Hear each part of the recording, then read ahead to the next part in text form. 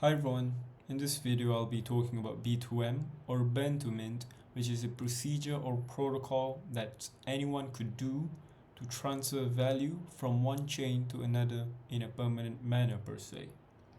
So B2M is a permissionless and self-solvent protocol which anyone could perform, but it is meant for technical and enterprise users, particularly liquidity providers, because it is a technical procedure that requires you to provide your own infrastructure and it is your own doing. While anyone could do it, it is technical and you need to run your own infrastructure, which is for a while, of course, while you're performing B2M. You're not running a validator and whatnot, but you're running a node, a set of node on two networks which are listening for validation messages to construct an XPOP blob or a proof of payment blob, which would be used by the hook sidechain to verify that you've burned XRP on a particular chain or the mainnet in production. So how would B2M work? B2M would work by you burning XRP on the mainnet and reintroducing that supply on the hook sidechain. So this is because you're not really introducing a new token, you're not issuing a new token here, but you're reintroducing that supply to the hook sidechain. You are getting involved in the network, you're building, you may be potentially building or using the network, and you're introducing liquidity. So let's just get started and demonstrate how B2M would work. So I have a faucet here for testing purposes, and I've written a small piece of software here which would allow me to perform B2M on the testnet, which would burn XRP and reintroduce that supply by reminting it on the hook sidechain, the testnet, of course. So B2M would work by you connecting to the testnet, burning that XRP, an amount of XRP that you could choose, and you'd have to listen. Your node would have to listen to the hook to the testnet's overlay network, which is a network where validators communicate with each other to come to a consensus. So you'd have to collect these messages called validation messages, which you could construct an XPOP blob or a proof of payments blob, which would be sent to the hook sidechain for verification purposes, and then you're able to mint it. And once you've constructed your XPOP blob, you're going to include it in a new transaction called the import transaction, which would mint XRP on the hook's sidechain. Let's just get started. Let me run it.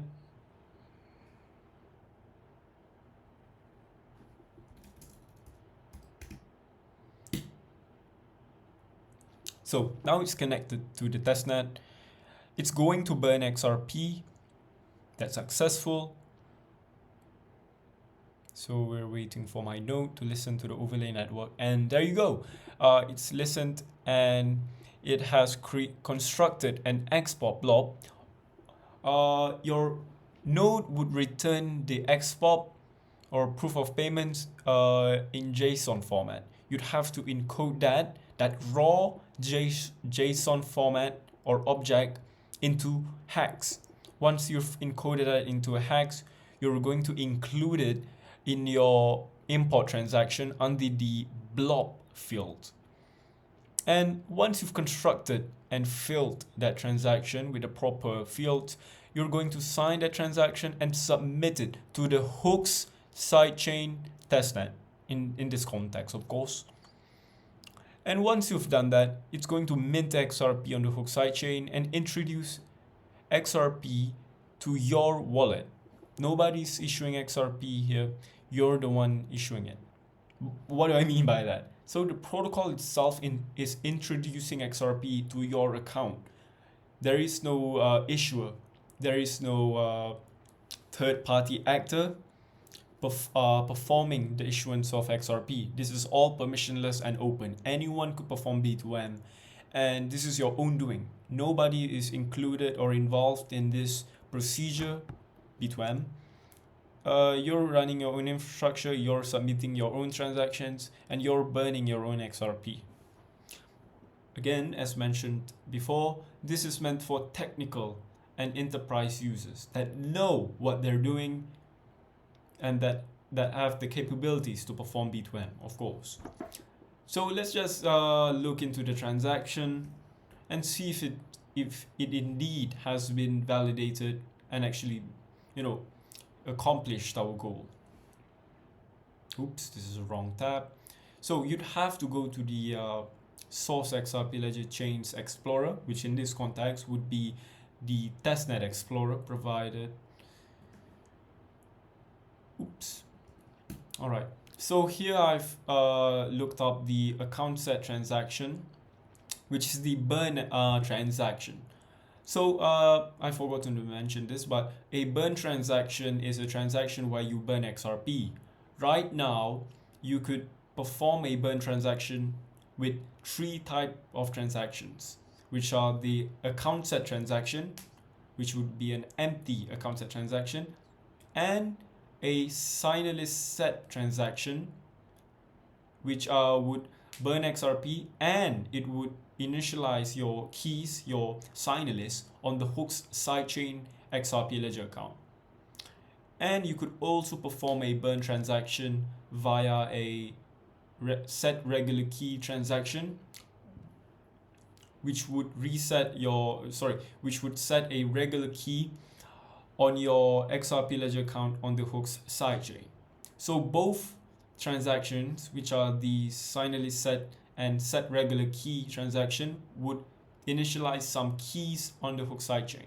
But the empty account set transaction would only burn XRP, and it would only introduce XRP to your account without any initialization of keys, signatures, whatever on your XRP Ledger account on the Hooks sidechain. So here I've burnt 1000 XRP. Let me check here. Yep, I've burnt XRP. So in the past, I held, it seems here I've held like 90,000 XRP. Sorry. This is pretty odd. But yeah, I've burnt XRP, 1000 XRP, and it's been validated by the XRP Ledger chain. So when the XRP Ledger chain is validating a transaction, validators listen and interact with each other to sign the transaction list and provide consensus to the overall network by distributing those validation messages. And if collectively the network comes to a consensus that indeed your burn transaction is valid, it's going to be included to the previous ledger, and your XRP will be burnt, of course. And once you've burnt XRP, you're going to listen to the overlay network, construct an XPOP blob, encode that into hex, and then you're going to submit that XPOP blob to the Hooks sidechain via an import transaction. Let's just see here. It should be successful. Yep. And you're going to have to look up your account on the Hooks sidechain via an explorer, maybe via XRP scan if they provide a Hooks sidechain explorer, or by any explorer that is available. Yup, it works. I've burned. Wait, didn't I burn? It should be burning 10,000 or 1,000 XRP. That's pretty odd. I think I burned. Oh, yeah, let me check here. Yeah, no, this is an old account that I used. So I've performed a B2M transaction in the past before this video was recorded, but that doesn't matter. It would work. I actually could expand my demonstration here. So if you look into this particular transaction here, this is its own transaction. This is a single transaction, and this is the XPOP blob, which proves that my burn transaction really occurred on the XRP ledger, and it's been validated by the network. And if you look here, in the past, I've never interacted with any account. No account has sent me any XRP, but I introduced XRP to my account via the import transaction here. The hook sidechain would come to a consensus and introduce your XRP to your account. Yeah, it works. But I recorded this video and then performed another B2M transaction. As mentioned, this is the XSwap blob, which allows the hook sidechain to verify that your burn transaction really occurred on the mainnet. But if you look here, my sequence field is different to the other transaction. Why? Because before I performed the B2M transaction, this account, RELP, this account of course, did not perform or receive any transactions on the hook sidechain. This means that my my account here on the hook sidechain did not exist. It doesn't exist.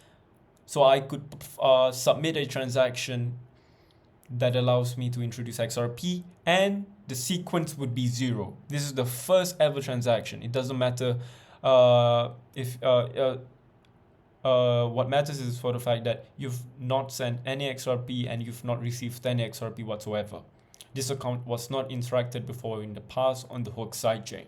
So the sequence could be a 0, a non-value sequence field. But after I've created this transaction and it's been validated, my account has been interacted and it would exist. So once that it has existed, your account would have a sequence field. Yeah, a sequence field on your account, and you'd have to refer to the hook sidechain to retrieve the hook your sequence field before performing another B2M transaction or any other transaction really. Why? Because this is to protect the hook sidechain or any other chain that has B2M integrated from replay attacks from occurring, so they don't perform a transaction that twice. So yeah, if you look here, this second B2M transaction has its sequence field filled. It has 4625337 as its sequence field. And yeah, in this video I've performed a B2M transaction which is self-solvent and permissionless. I've ran my own nodes. I've done this on my own. I used my own XRP and no third-party actor is involved whatsoever. I've burned XRP and I've introduced that XRP back to the hook sidechain. To emphasize, the mainnet, the hook sidechain are two separate ledgers.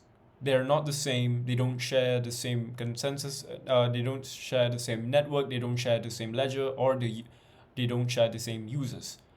The only thing similar is that they are using the XRP ledger consensus protocol. And the interesting and unique thing with the hook sidechain is that they have hooks or layer 1 smart contract capabilities, which allows you to introduce and use smart contracts on the XRP ledger itself, which allows us to innovate, which allows us to expand the XRP ledger to use cases that has never been really thought of on the XRP ledger. This is a unique selling point for the XRP ledger ecosystem. But socially speaking, the hook sidechain and the mainnet will coexist. Both networks will continue on existing, and both communities will live happily ever after. So yeah, thanks for watching, and I really hope that we've learned a thing or two here. Again, This is Wojak, and goodbye. Bye bye.